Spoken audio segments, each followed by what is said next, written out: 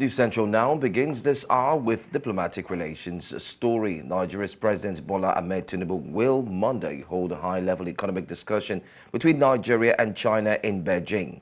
The president, who is leading the Nigerian delegation, arrived in the Chinese capital yesterday morning. Tinubu's arrival was announced by Special Assistant on social media Olusegun Dada via his X handle. During the visit, President Tinubu is expected to sign several memoranda of understanding with Chinese President Xi Jinping aimed at strengthening bilateral ties in various sectors, including the green economy, agriculture, satellite technology, and media enterprise development. As chairman of the Economic Community of West African States, ECOWAS, President Tinubu also represents the interests of the West African region in multilateral talks with the Chinese leadership. While in Beijing, President Tinubu will visit Huawei Technologies and the China Rail and Construction Corporation, CRCC, to focus on advancing key infrastructure projects such as the Ibadan to Abuja segment of the Lagos to Kano high-speed rail line. Moving on now. Security matters. The government has directed the Minister of State for Defense, Dr. Bello Matawalle, and other military chiefs to move to Sokoto State to tackle the menace of banditry, kidnapping, and terrorism in the northwest region. This is part of an intensified effort to restore peace and security in the area. Dr. Bello Matawalle stated his commitment to flushing out Bello Turji and his gang, as well as other criminal elements terrorizing the region. The federal government said it is deeply concerned about the persistent threat posed by banditry and terrorism, and he said that they are ready to deploy all necessary assets to ensure peace is restored to communities. Matawalle emphasized the need for urgent action against the terrorists to enable people to move freely. He further assured the people of Sokoto, Katsina, Zamfara, and Kebbi states, as well as the entire northwest region, that the security forces would leave no stone unturned in flushing out the bandits. The Minister of State for Defense and other military chiefs are expected to supervise operations in the northwest and ensure the success of intensified efforts. To discuss this, we are joined by Inko Taria Ipalibo, a security expert. Thank you for being with us this morning. Thank you for having me. Good morning. All right. How effective do you believe this move by the federal government will be in addressing the root causes of banditry, kidnapping, and terrorism in the northwest region? And do you think there are any specific strategies or initiatives that will actually be implemented in conjunction with the deployment of military forces? Well, relocating the army chiefs to Sokoto, for me, does not solve the problem and cannot and will not solve the problem of banditry and terrorism. The military chiefs could be anywhere, and what is important is the kind of comprehensive strategy that is being deployed. So it has little or nothing to do with the physical presence of the army chiefs in Sokoto. If the Nigerian army wants to end banditry and terrorism, they have to develop a comprehensive strategy and see to it that the implementation or execution of that strategy is devoid of any political interference. And within a couple of weeks, there would be an end to banditry in Nigeria. But what challenges might arise in coordinating efforts between the federal government, the military, and the local authorities in the region? Now, how can these challenges be mitigated to ensure a unified approach, especially to combating security threats that we see in these areas? On several platforms, and for us, we have advocated the utilization of locals in forming a security network. If you want to call it local policing, state policing, fine. But for you to solve problems of insecurity in rural areas, the locals must be involved.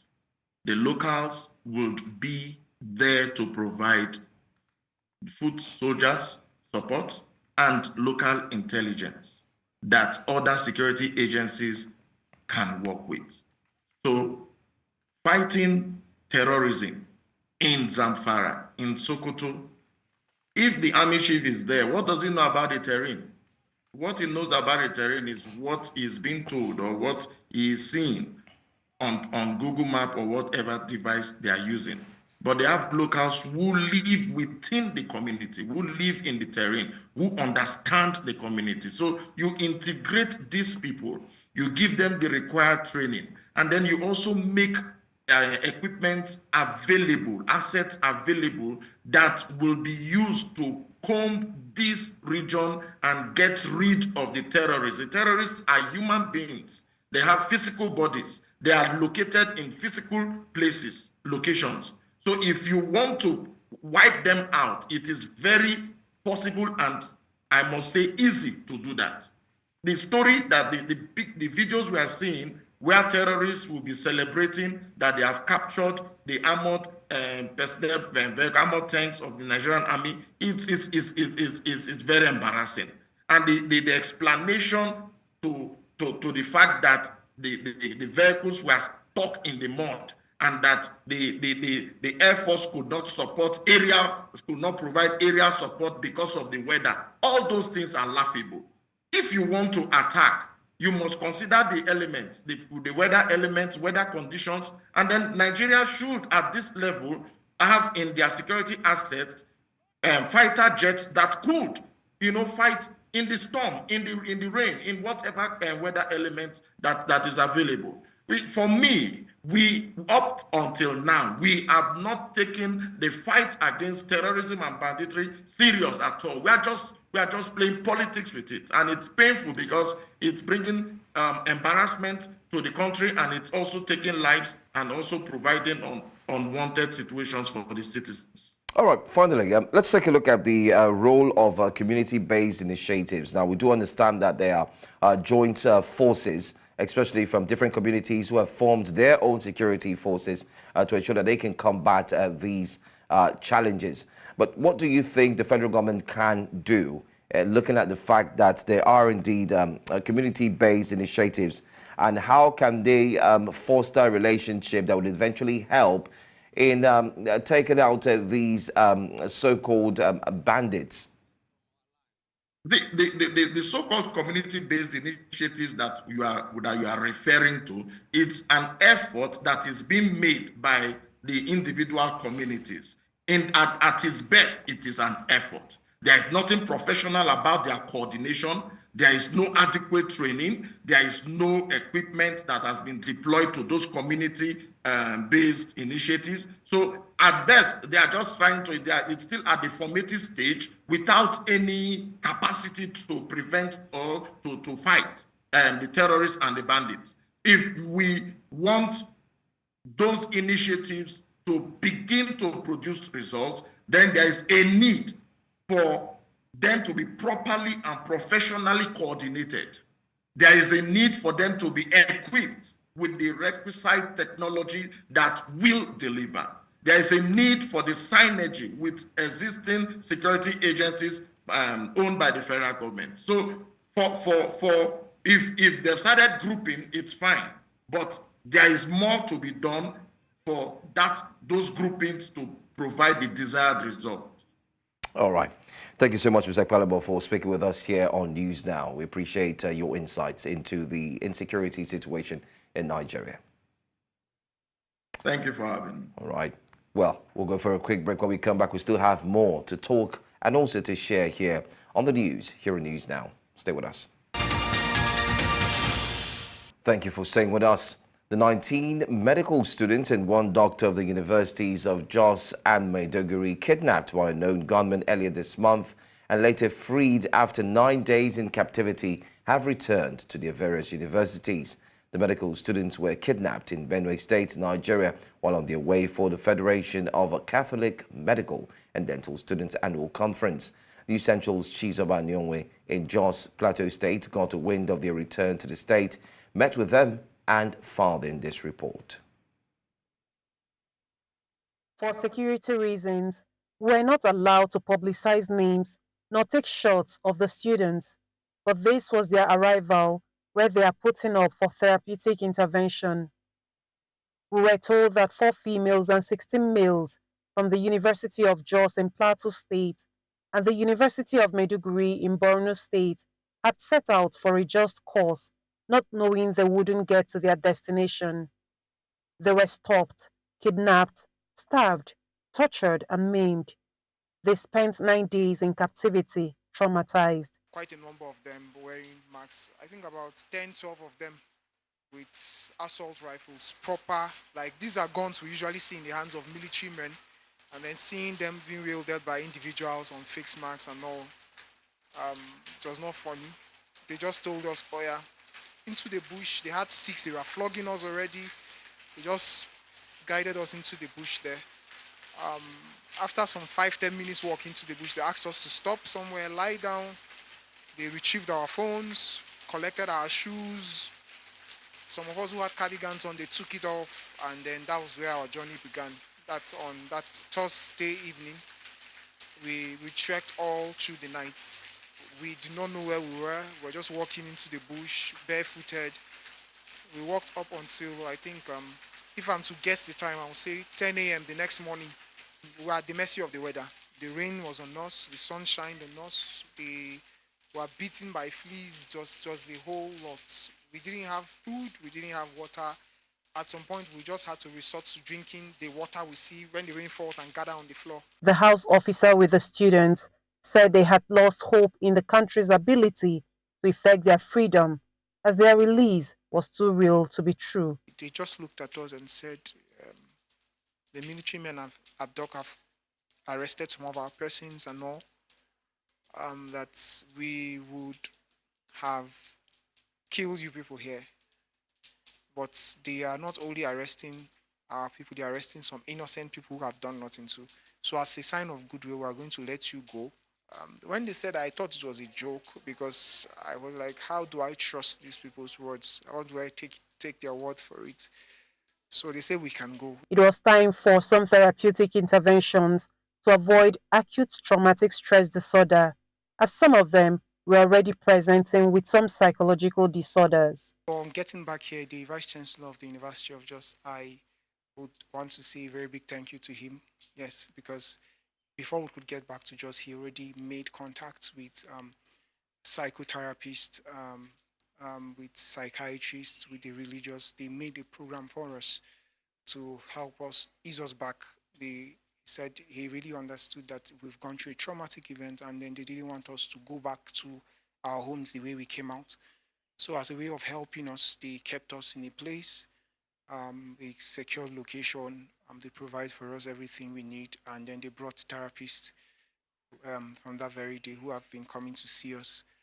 I must say we've made significant progress given the way we came out. Among the victims is this 600 level medical student who agreed to speak this way. Putting everything together, we knew that it was God, but then the police really played their part, and then we felt very important.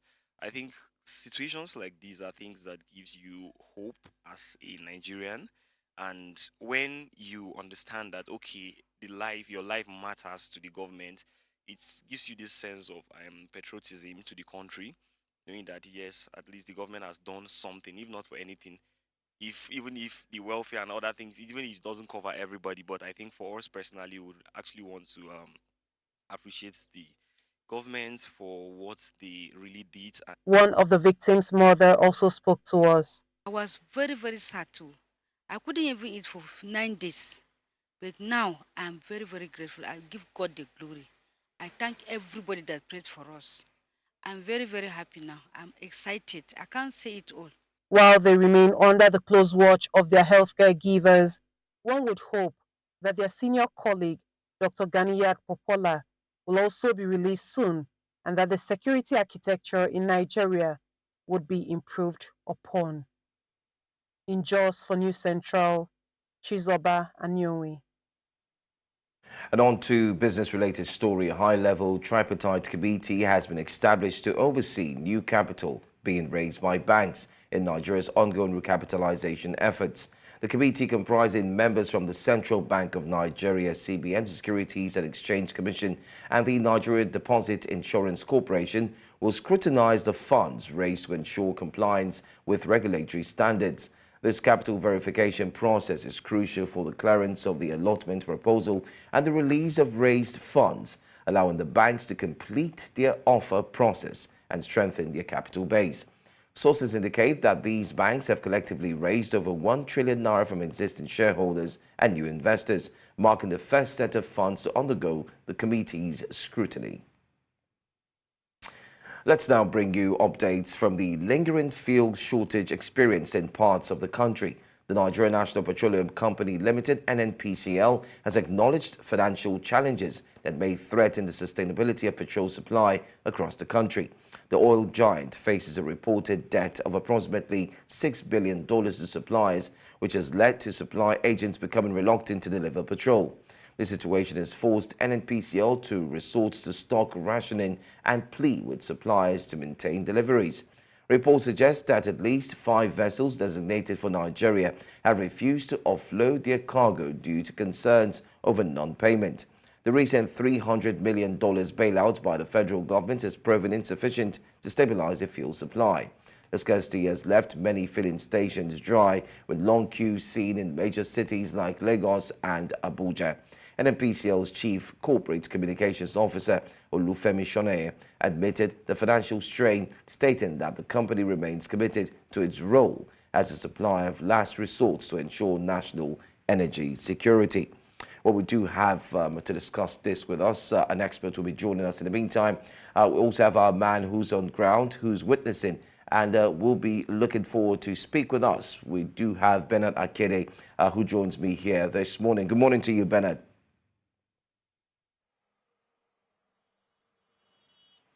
Good morning, Bernard. Good morning. Good morning. Yeah, I can hear you, Joe. Good morning. All right, great. What's the current situation right now, and especially morning, where are you joining us from?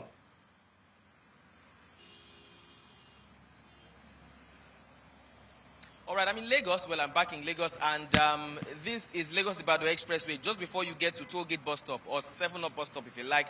And I'll step away so you can see.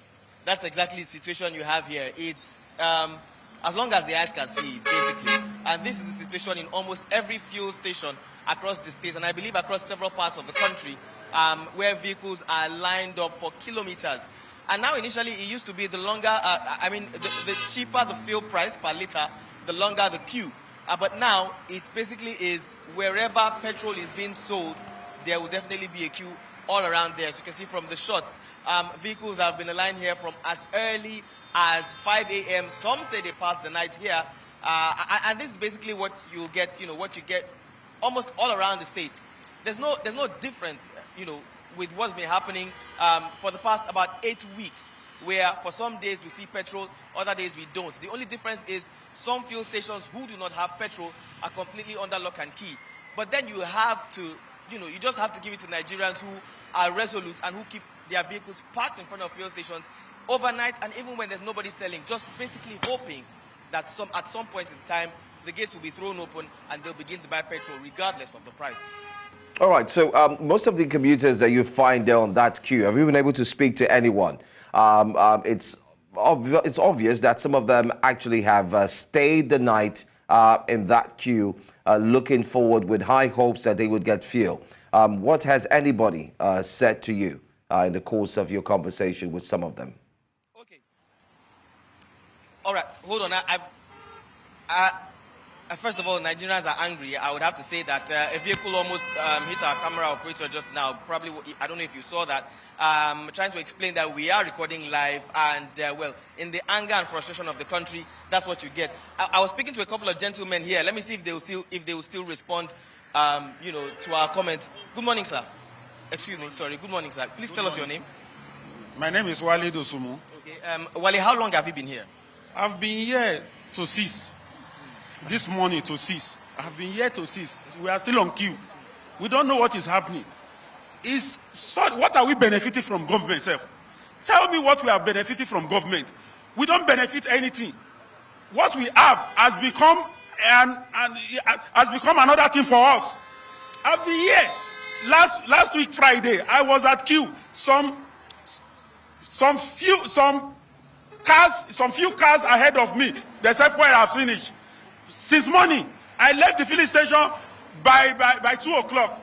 What are we benefiting from Lagos, from federal government? Tell me. Okay, Wale, we know that things are, just like you said, what are we benefiting from the federal government? What is your most pressing need now? How is this, fuel crisis affecting you personally?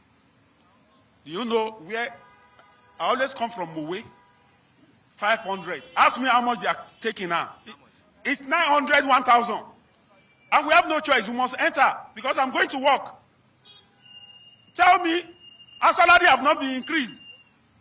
I don't know. Let somebody tell me what we are benefiting from Lagos, from federal government. This is only for which we are benefiting from federal government by subsidizing it for us. Tell me. Let's see better. Let better people come. Well, let me ask you finally. We are tired. If you have the chance to speak directly to the government, what would you say? If I have a chance to speak to the government directly, they will not give me chance. But if you have the chance, what would you say? If I have a chance, you can see for yourself. You can see for yourself. We don't know where we are heading to. We don't know where they are driving us to. Tell me now. We don't know where we are driving us to. We don't know where we are going now. Tell me, you that you are interviewing me, sir. Do you know where we are? Do you know where we are going? Do you know where we are heading to? Thank you, Wale. Well, Joe, I believe that pretty much answers your question. Such is the frustration we've seen this morning in the few places we've gone to, and it's been this way, for the past, I would say, 8 weeks now. Quite a very sad situation there. Thank you so much, Bernard, for the report. We look forward to, circle back to you again once more and find out what other parts or area in Lagos and other states, what it looks like, especially with the current lingering fuel queues. Well, to discuss this current situation further, we're joined by Yrushalmi Bello. He's an oil and gas expert. Mr. Bello, thank you for being here. Now, what are the primary factors contributing to NNPCL's $6 billion debt to suppliers? We do hear that because the NNPCL is owing the fuel suppliers, so they would not just go and ensure that the filling stations have supply. Now, are there underlying systemic issues within the oil and gas industry in Nigeria that could contribute to this financial burden? I would like you to please help us and expatiate more on this. Yes, thank you. Thank you, Vias. Good morning, Vias. Yes, there are basic systemic problems that have contributed to these things. And what are these systemic problems? The fact that you have 445,000 barrel capacity refineries and they are not functional. The fact that you have to import, as a crude oil producer, you also have to import a premium motor spirit, that is petrol, from outside the country is a factor. The fact that also you are not producing anything that will attract dollar and bring in, and so that you earn enough dollar is a factor, because the exchange rate is about 1,600. And you bring this in, it becomes a heavy burden on NNPC, because NNPC don't have the money to pay for those things. So if they don't have the money to pay for those things because of the foreign exchange fluctuations, if the pipelines are not working and if the refineries are not working, then we are into further big problem, which we have been for more than 2 decades. The refineries were not rehabilitated; they were left alone. Some people were using it as cash cow to make money. It was a political patronage. It was used for political patronage, because some of the things that we are getting there, they were dispersing it to, giving them to politicians, and they left the refineries unkept. They left the refineries not working. They were all in comatose. And I mean, if you are not producing, of course, you are subject to the vagaries, the economic vagaries, or the international vagaries of things, of exchange, of foreign exchange that fluctuates every now and then. All right, NNPC has no money. Okay, Mr. Bello, what impacts do you think this would have on the economy if it continues like this? We're almost 1 month into this, and it's still counting. What impact do you think this would really have, so we can really understand the dire consequences as well? Now, some of the impacts are this. You already have the price of transportation increased. And by extension, the price of foodstuff will also increase, which means the inflationary trend will be on a high side. It also means that even getting money to bring the fuel they are bringing, we are not remitting, NNPC is not remitting any revenue to the pockets of federal, to the purse of the federal government. The little they get, the little they export out as crude oil export, they use it to buy premium motor spirit. So, and how can you, I mean, what is the transparency involved in this? Mind you, a barrel of crude has so many refineries, I mean, how many derivatives. All that we hear about this thing is that you just send the crude out and you buy PMS. What happens to the other derivatives? What happened to gas, diesel? What happened to black oil? What happened to high profile oil? What happened to all those derivatives? Who is getting them? Who's making them? Who's making money from them? All right. Those things constitute a big strain on the finances of the federal government. All right, Mr. Bello. Thank you so much for your thoughts as well. Welcome back. Algeria's finance minister has announced that the country has been approved for membership in the BRICS New Development Bank, NDB. The decision was made on Saturday and announced by NDB President Eden Yrushalmi during a meeting in Cape Town, South Africa. In a statement released on Sunday, Algeria's finance ministry stated that joining the NDB, the financial arm of the BRICS group, marks a significant step in Algeria's integration into the global financial system. The BRICS Bank, founded by Brazil, Russia, India, China and South Africa, was established as an alternative to traditional international financial institutions such as the World Bank and IMF. The bank has recently expanded its membership, welcoming countries including Egypt, the United Arab Emirates, Iran and Saudi Arabia. South Africa is facing a growing crisis due to the rise of organized crime syndicates. Businesses in South Africa are being targeted by criminal syndicates dubbed protection mafias, and those who refuse to pay face an uphill battle to keep their doors open. This has created a climate of fear and disruption, undermining economic stability and public services. These groups are often linked to local business forums or criminal networks. The South African government and law enforcement agencies are aware of the problem but struggle to contain it, partly due to the deep-rooted corruption and fear among victims. These extortion criminals are also targeting pensioners and schools. To discuss this, we're joined by Williem Els, Senior Training Coordinator, Institute for Security Studies. He joins us from South Africa. Thank you for being here this morning. Now, what current trends are you observing in extortion crimes, especially in South Africa, particularly in business environments? Good morning to you. Yes, the statistics are not very heartwarming. There's also been, ever since the statistics has been released, you know, the statistics are always a few months old and then being analyzed.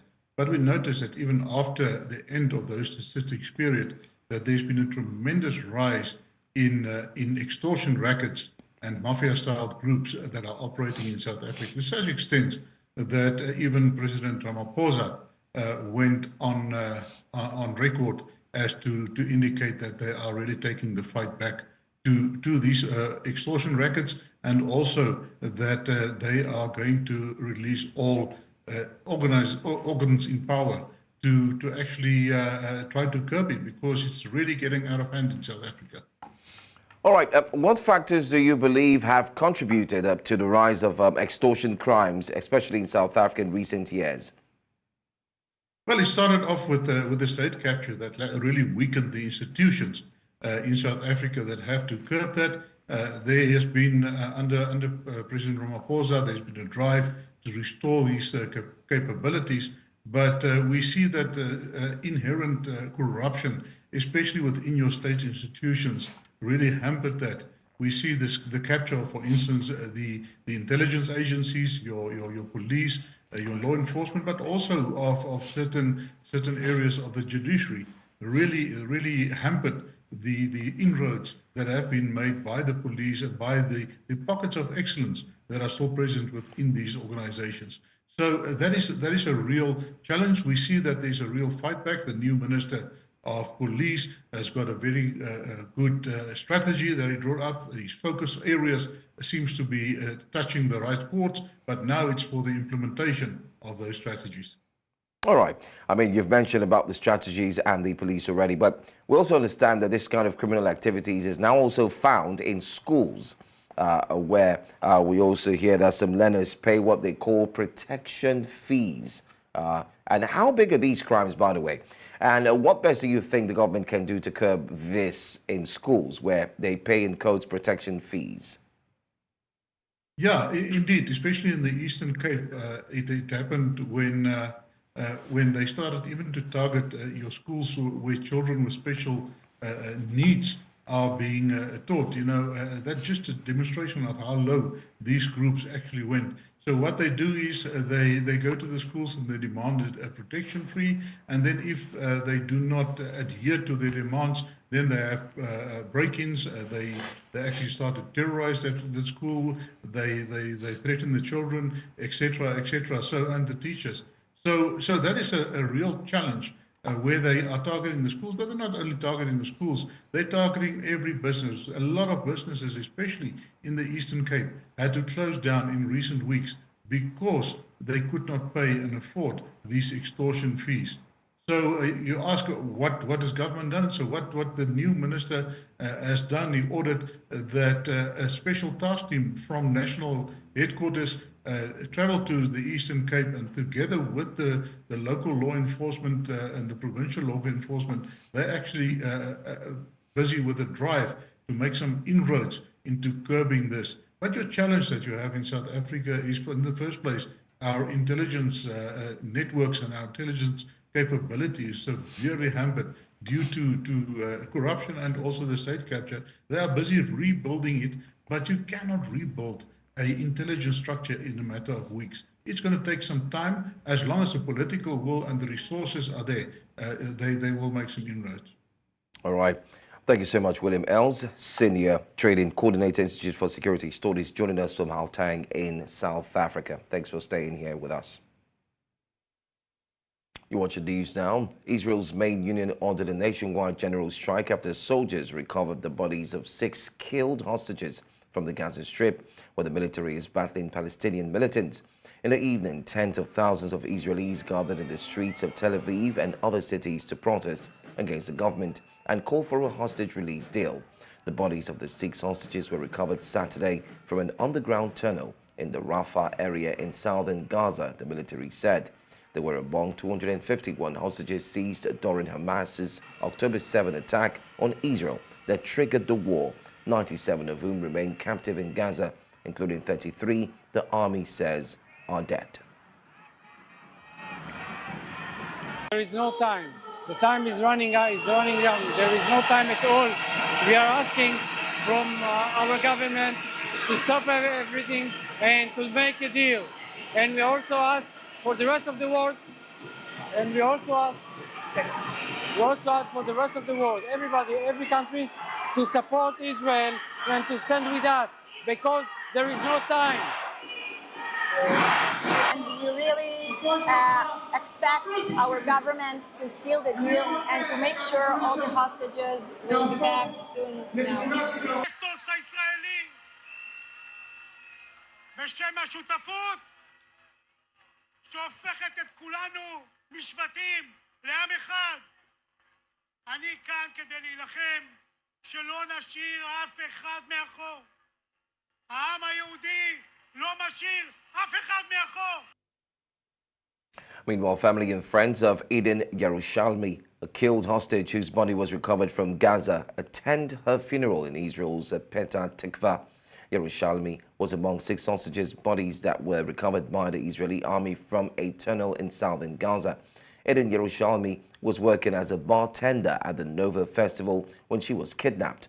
On the morning of October 7, she called her family screaming that she was scared and had seen armed men attack the festival, according to her sister, Shani.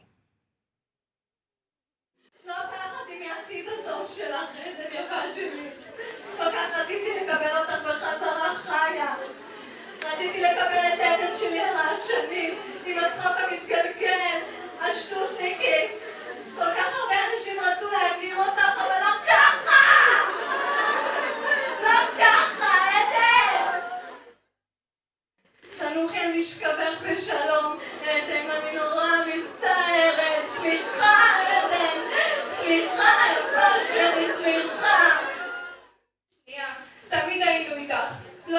להילחם, לחשוב חיובי, לשלוח לך אנרגיות טובות ולהאמין שאת חוזרת אלינו בריאה ושלמה. עשינו כל מה שיכולנו.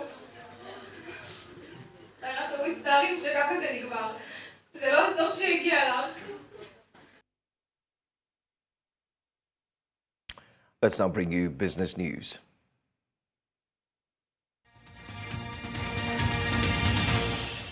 In business, the Center for the Promotion of Private Enterprises, CPPE, has urged the Federal Competition and Consumer Protection Commission, FCCPC, not to adopt a price control mindset to tackle inflationary pressures. CPPE CEO Muda Yusuf gave the advice in a statement on Sunday in Lagos, expressing concerns over the approach, methodology, and recent threats by the FCCPC targeted at market leaders, traders, and supermarket owners. He stated that the approach made the FCCPC appear to be unwittingly transforming into a price control agency rather than a consumer protection commission. Yusuf said the best way to protect consumers from exploitation theoretically and empirically was to promote competition across sectors diligently. Still in Nigeria, the National Association of Nigeria Travel Agencies, NANTA, is set to meet with representatives of Emirates to deliberate on the airline's decision to sell tickets in dollars to Nigerians. The former president of NANTA, Susan Akpodoriaye, expressed frustration over the situation, saying, and I quote, "Emirates cannot come out in the open and say they want to sell in dollars without authorization. They will be sanctioned. Transactions in Nigeria should be done in a local currency. That is the law." End of quote. She further stated that part of the condition the airline gave to return to Nigeria was to sell their tickets in dollars, and according to her, she said that the government agreed to this.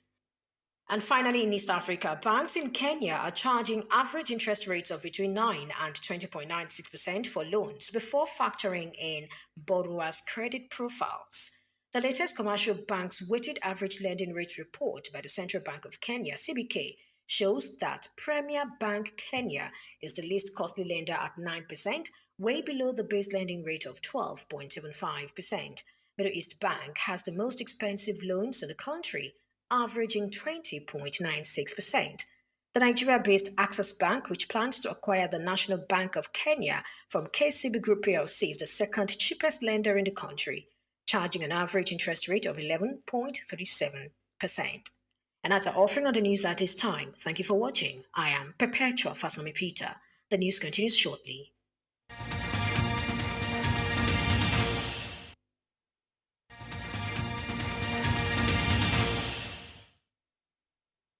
Nigerian para-badminton player Williem Els clinched the country's first medal at the Paris 2024 Paralympic Games by securing bronze in the women's SL3 singles event.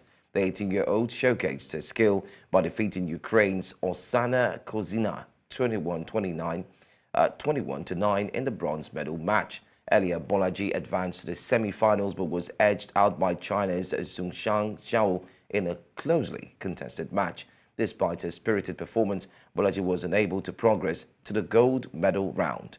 Her achievement marks a significant milestone for Nigeria in the Paralympic Games, highlighting her as a rising star in para-badminton. Nigeria's Falconets began the FIFA Under-20 Women's World Cup campaign with a crucial late victory over Korea Republic thanks to Flourish Sebastian's 86th-minute goal. The match, held at the 10,000-capacity Estadio Metropolitano de Tokyo in Bogota, saw Nigeria narrowly edge out Korea Republic in a tightly contested game. With this win, Nigeria sits second in Group D with 3 points and 1 goal, behind Germany, who topped the table with 3 points and 3 goals after a 5-2 victory over Venezuela. The Falconets, who have a perfect record against Korea Republic, will next face Germany in a top-of-the-table clash on Wednesday. Kylian Mbappe scored twice as Real Madrid defeated Real Betis, marking his first La Liga goals for the club. Mbappe's opener came after Federico Valverde's backheel, followed by a penalty conversion after Vinicius Jr. was fouled by Rio Silva. The French forward, who had previously gone scoreless in 3 league games, now has 2 goals from his 25th and 26th shots of the La Liga season. Despite early chances for Real Betis, including a missed header by Abde Ezzalzouli and a save by Victor Roque, Real Madrid dominated.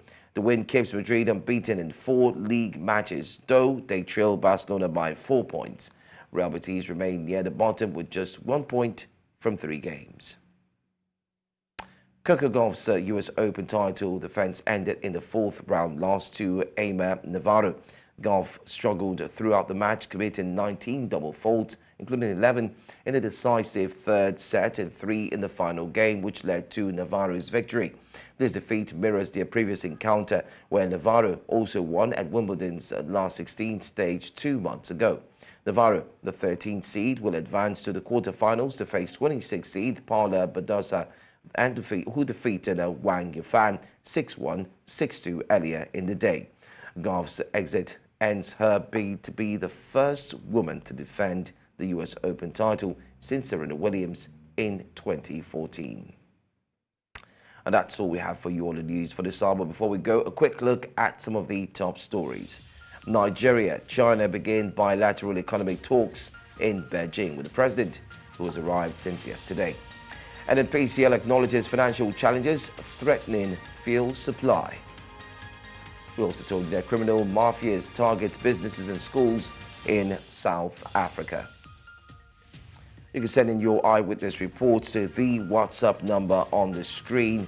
And you can also follow us on all socials. We are at News Central TV. You can watch us live on DSTV channel 422, Star Times channel 274, Limex, Open Havens Prime, Avo TV. You can stream live on YouTube and on Facebook. My name is Joe Hanson. Many thanks for watching.